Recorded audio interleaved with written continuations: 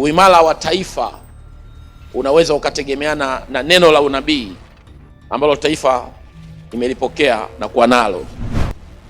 Ngoja nizungumze hapa neno la unabii ambalo Bwana alinipatia kwa habari ya tarehe 7 mwezi wa 7 mwaka 2026.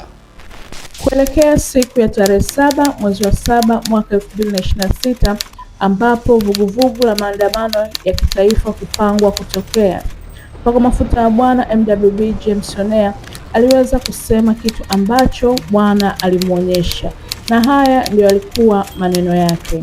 Petro wa pili 1 anazungumza nasi, tunalo lile neno la unabii lililo imara zaidi, ambalo mkiliangalia kama taa ing'aayo mahali penye giza.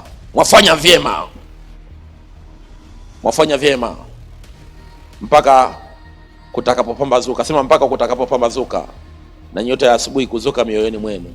Kwa hiyo ukikumbatia neno la unabii, mtu wa Mungu, kuna nuru inaangaza mpaka kitaeleweka, mpaka kama taifa tutakapotoboza. Haleluya! Pigie Bwana Yesu makofi. Sasa baada ya kulipokea neno la unabii, kinachofuata, mtu wa Mungu, haifai tu kuwa nalo hilo neno la unabii, amen, bali maandiko yanazungumza ambalo mkiliangalia kama taa ing'aayo mahala penye giza. Kwa lugha nyingine, neno la unabii ni taa inayoangaza mahala pa giza ili ujue nini cha kufanya. Kuna mtu mmoja anaelewa? Amen. Neno la unabii ni nini?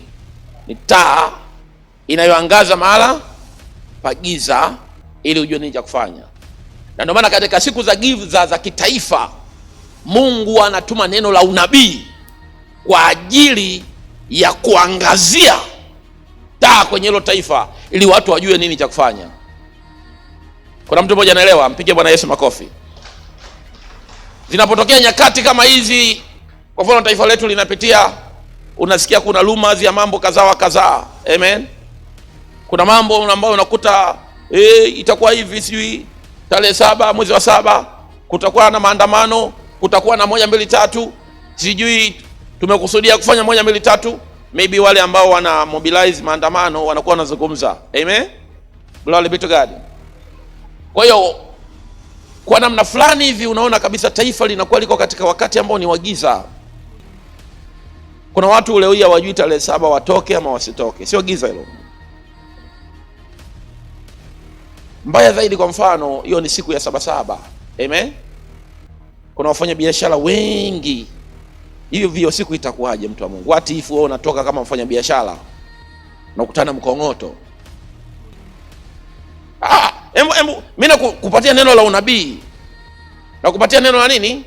La unabii, uelewe umuhimu wa neno la unabii katika taifa, katika nyakati za nini? Za giza. Kwa sababu hata serikali inaweza kaa ijui waandamanaji wamepanga nini sasa. Kwa kunakuwa na mambo mengine bahati nasibu, mengine of course wanaweza wakajua what is what, lakini kuna watu wengine wanaweza kawa wahanga ambao sio, kwa sababu ni nyakati za nini? Nyakati za giza. Asa Mungu atamtuma nabii kwa ajili ya kutoa neno la nini? La unabii, ili lile neno la unabii liwe ni taa itakayoangazia taifa katika wakati wa nini? Wa giza. Hebu mpigie Bwana Yesu makofi.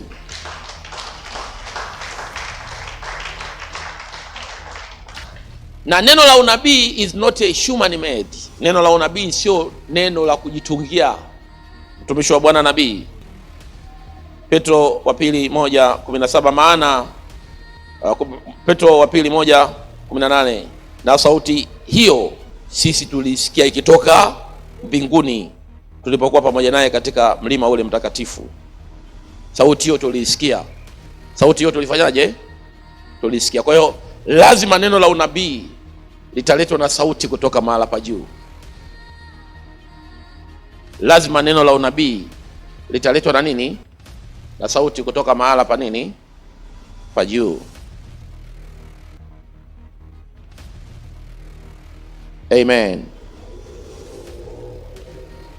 Now let me tell you one thing.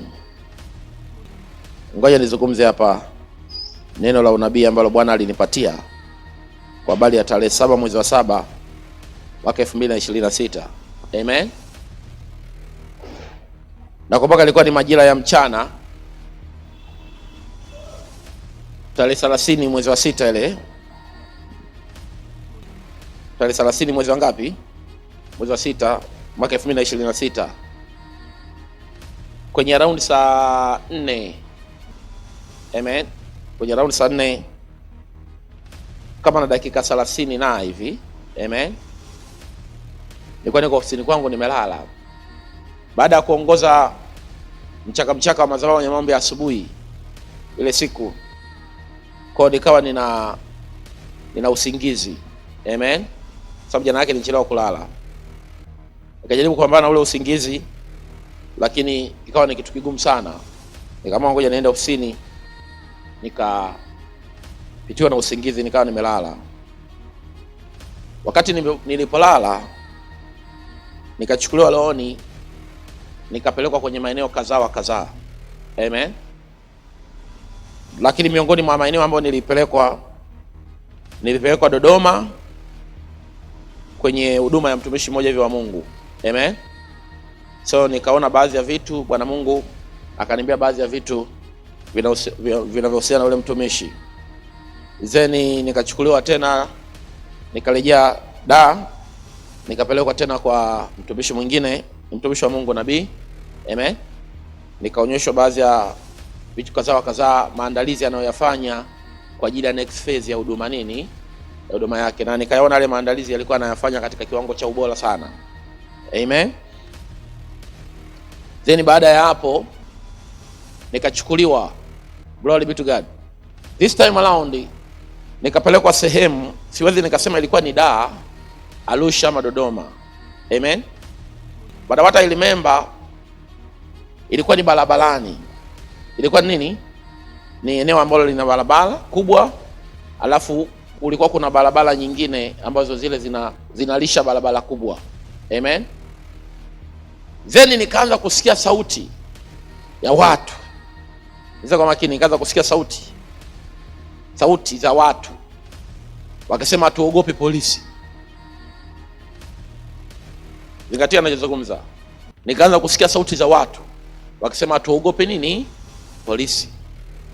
Lakini wakati natazama, sikuwaona wale watu ambao walikuwa wanasema tuogopi polisi. Kwa hiyo nikawa ninaendelea kutazama hii sauti za watu zinatokea wapi, ambao wanasema tuogopi polisi. Then nikaona moja ya zile barabara ambazo zilikuwa tuseme barabara za mtaani, labda kwa lugha ambayo ni nyepesi, barabara za nini? Za mtaani. Nikaona gari kutoka kwenye zile barabara za mtaani. Amen. Ili gari lilikuwa ni gari tuseme aina kama ya tipa. Amen. Kwa gari aina kama ya tipa ama gari kubwa. Amen. Kenta labda. Amen. Sio hizi Suzuki, ni gari kubwa. So nikaona watu wamepakizwa kwenye lile nini? Kwenye lile gari. Amen. Then nikaona lile gari likaja mpaka kwenye hii barabara kuu ambako nilikuwa naona kulikuwa kuna polisi. Amen. Lakini at first sikuona nini? Sikuona watu, pamoja kwamba nilikuwa nasikia sauti nasema atuogope nini? Polisi. So ili gari likaja mpaka kwenye barabara kuu, likaenda mpaka somewhere, likasimama. Alafu nikaona wale watu wameshuka wote kwa pamoja. Amen. Ikiwa ni namna sasa ya kuanza kufanya nini? Maandamano. Nadhani unaweza ukaelewa. Yaani imagine katika hali ya kawaida askari labda watakuwa wanavizia watu ambao labda wanakuja hivi uwadhibiti, wanakusanyika, si ndio? Hasa nao watu wanakuja kwenye nini? Watu wako kama kwenye gari. Hivi utasimamisha gari unasema hao ni waandamanaji? Mwenye masikio unafanyaje? So by the time wale watu wana drop, manake tayari ni kikundi cha nini? Cha watu.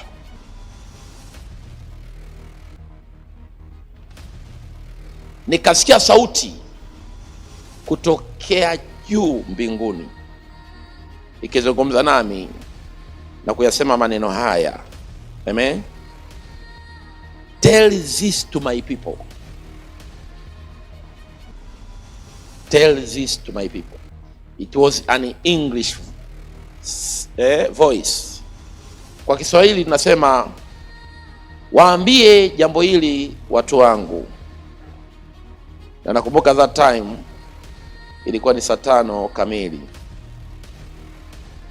Waambie jambo hili nini watu wangu. Yale maono yakaisha. Yale maono yakufanyaje? Yakaisha. Sasa nikawa najiuliza, what is this now? But as a prophet nikaelewa. Glory be to God. Kitu ambacho nimekuelewesha. Tunaelewana eh? Nikaelewa kitu ambacho nimefanyaje? Nimekuelewesha, mtu wa Mungu.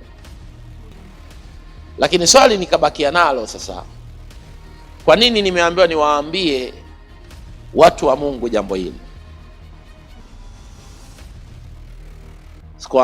Sikuambiwa iambie serikali jambo hili.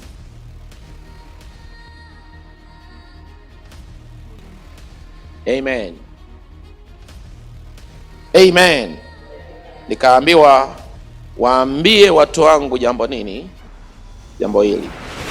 Mtu wa Mungu, usiache kufuatilia mwendelezo wa maneno ya unabii huu sehemu ya pili.